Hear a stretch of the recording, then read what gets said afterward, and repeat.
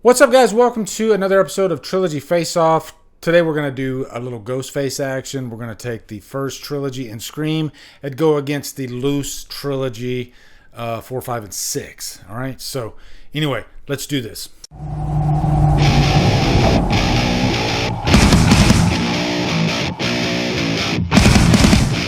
What's up, guys? Welcome to another edition of Trilogy Face-Off. We're going to do Scream today. The first three movies are definitely a trilogy. They planned on it being, the end of the whole thing after the third movie. And I know I'm going to ask for some liberties with 4, 5, and 6 because 4 is quite a few years away from 5 and 6. Really, 5 and 6 are the Sam and Tara story. But I would say part 4 is quite removed from 1 through 3. Sydney is in all the movies except 6. So 4 is kind of the first where we start venturing into like a whole new generation. So I guess I'll ask you to cut me some slack on this one just for the fun of it. And also, I don't think the first 3 movies are like far and wide better than the last 3 movies. And I think some of you will agree with me even more on that front. For some of you, this is going to be easy. You know, the first 3 are easily going to win. But it might not be the case with me. All right, so we're going to have fun with this one. And I will be reading some of your comments as well. But if you're new to the Trilogy Face-Off, be sure to check out my previous 2 episodes. One for Friday the 13th, one for Halloween. I'll probably start a playlist for that. But I'll put a link to at least one of them here. Those are really fun. And it's interactive. You guys get involved. The way I do this is I do a ranking. And then after the ranking, I give you the numerical tabulations of each movie, and I give you a final winner trilogy-wise. Just to mix things up, we will just do Instagram this time because I'm sure we're going to have some redundancy on these comments here for this one. Katie X Rosie X says, OG every single time without a doubt. JD Neil 79 says, if anyone, and I mean anyone, chooses the new trilogy, I'm going to yak. Oh, and then Slasher X Ghost says, we'll start yakking. So, yeah, there you go on that one. And Stephen James says, I don't know if I'd count 4 part of a trilogy as it was 10 years apart from. Yeah, and he's pretty much repeating what I just said. But he is a Scream whore and loves them all. So I will say the Scream franchise is one of the most consistent franchises out there, too. And Eric Globetrotter says, I love that you included Parker Posey in the picture. She has so much fun. I love Parker Posey. She might be the best thing about Scream 3 for me. So, yeah. So let's get into my ranking. Speaking of Parker Posey, number 6 is going to be Scream 3. And again, one of the most consistent franchises. I can have some good times with Scream 3.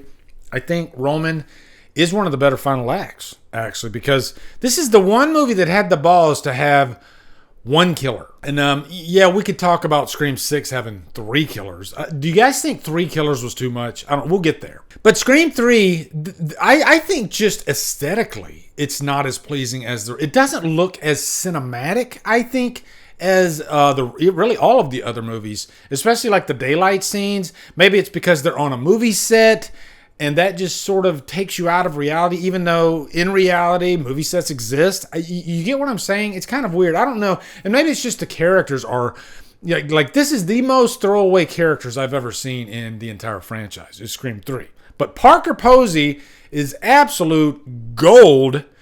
And the worst thing about this movie is Courtney Cox's haircut. All right? Make no mistake. Number 5, I'm going to go with Scream 6. Scream 6 is the most frustrating movie in the entire franchise because of the potential. Because it looks glorious. I love the setting in New York. You know, this is horror, okay? And I will give some leeway in terms of plot armor and suspension of disbelief. But man, this movie really, really goes way too far. And it's one of those movies, every time I watch it, I get more and more annoyed by it. These are people that aren't superhuman, right? And you know what? If it was just one person, okay, I'll cut you some slack. But I mean, multiple characters, and really I'd say even all the core 4, they all get stabbed. And they just walk it off like it's a paper cut by the end of the movie. Don't even have to mention the battle damage that Chad took. That was insanity. Why even do that and then have him roll out on a gurney at the end of the movie? Get the fuck out of here. So it's just a frustrating movie for me. I do think it tries a little bit too hard too. I think Mindy, when she starts talking about the rules, it felt like they wrote that 5 minutes before they actually shot it. Okay? I don't know. And Scream 5, I would give a lot more credit in terms of, the rules and that whole scene. I think it played out much better, which is a great transition because number 4 is Scream 5. Now, this is a movie that actually has gotten better for me as time has went on. I don't think it's perfect by any means. There are some things that are kind of annoying about the movie. But I will say, I like the final act the more I think about it and how it fits into the toxic nature, toxic fandom of today. And that's just fun stuff. It's like we're poking fun at ourselves because in the end, I think we're all guilty of toxic fandom. We might not even think we are. But, I think we feed that beast, right? And it comes back at us. And I think that's what Scream 5 explores probably better than any of the other movies. I really like Amber in this, and I didn't think I liked her at all when I first saw the movie, but I really came around to her as a villain and her psychotic nature. I thought she was just fun.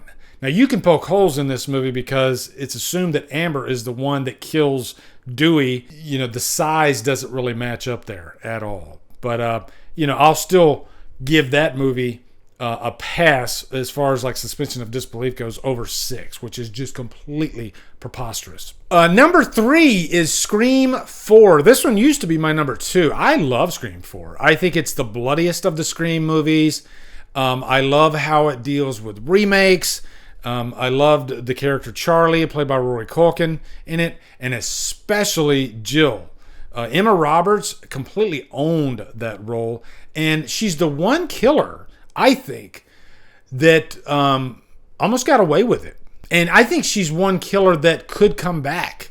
I guess like Stu, they didn't really dot the I and cross the T with her. They didn't zip it up, right? So, I would not be surprised if we see another a killer come back from the past in Scream 7. And I would love that, actually. I think that would be really cool. Really, the cinematography or just the color grading in this movie is the biggest frustration. Why it has to look so yellow, is annoying. But other than that, I still have a blast with Scream 4. And the character Kirby, Hayden Panettiere, I have to mention her. One of the best characters in the entire franchise, as far as I'm concerned. That didn't feel like Kirby in Scream 6, honestly. And I get that she's, when you're older, you're going to become a different person. And so maybe I'm wrong there. But she just wasn't as fun, I guess, as she was in 4 and 6. Number 2 is Scream 2. I swear to God, there are times when Scream 2 might be my favorite. I go back and forth because I'm not like the big Scream fanatic. I don't put the first movie as the greatest horror movie of all time. No, don't get me wrong. It's a very important horror movie. But as far as entertainment goes, and I love the college setting. I've always loved college settings in horror movies anyway. And I think Scream 2 is the perfect movie for that. I like how Sydney's coming into her own in this movie. The final act, I think, is every bit as good as the previous movie. With Mickey and Mrs. Loomis. Those two, how she used him, and he just wanted to blame it on the movies. Really, it was sort of the perfect you could buy that from a serial killer, like what they would say, And it's got a great opening. It's got the opening in a movie theater, and that's always fun. And then, of course, number 1 is Scream, the original. Man, I've seen this movie about 1 million times, it feels like. I've seen Scream so many times I can almost quote it verbatim. It is a very fun movie to watch. Billy and Stu are just infectious together. And I think there's a lesson in the first movie is that it's important for your killers to be different and to really form their own personalities.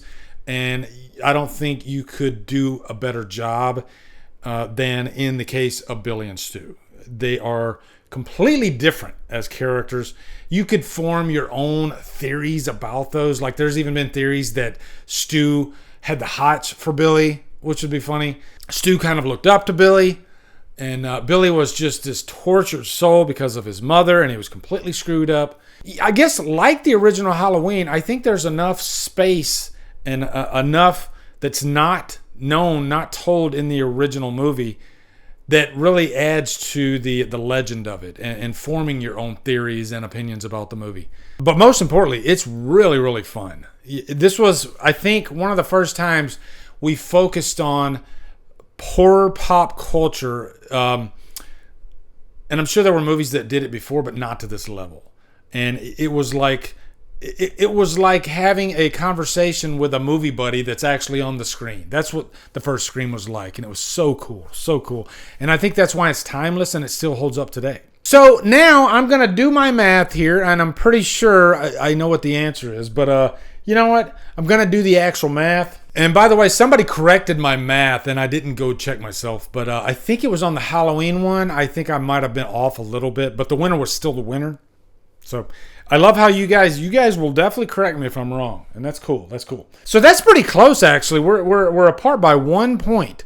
The OG wins by 1 point, which should tell you something. I still have a really good time with all the Scream movies, if I'm being honest. So now it's your turn. Let me know down in the comments your scores. I love when you guys actually fill out all the scores and everything.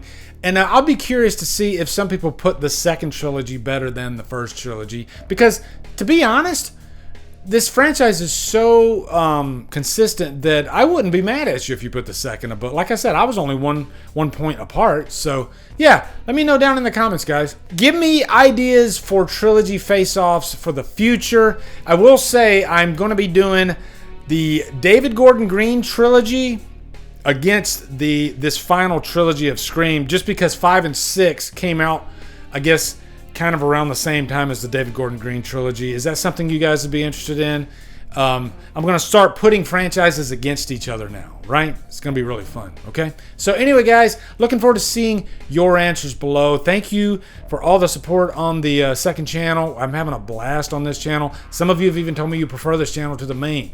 You know, you just like this type of content more, and I love that. I love that. So yeah, take care of each other, guys. Love you. Mwah.